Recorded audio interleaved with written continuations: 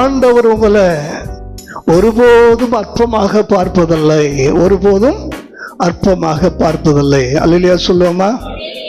ஆனா இந்த மனுஷனை அடுத்த வசனத்துல எப்படி பார்க்கறாங்கன்னு வாசிச்சு பாருங்க. அப்பொழுது அவருடைய சீஷர்கள் யார் செய்த பாவம் அதை கவனிங்க.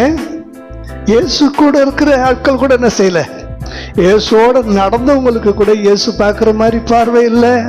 அதனாலதான் பவுல் சொல்லுகிறார், கிறிஸ்து இயேசுவில் இருந்த சிந்தையே உங்களிலும். ஆமா, கிறிஸ்து இயேசுவில் இருக்கிற சிந்தனை அவனை சாதாரணமான மற்றவங்க பார்வையில் அவர் பார்க்கல. அந்த மனுஷனா என்ன செய்யறார், மனுஷனா பார்க்கிறாரு. அதனாலதான் அவன் பக்கத்துல வந்து அவர் என்ன செய்யறார், நிக்கிறாரு. அல்லேலூயா சொல்லுவோமா?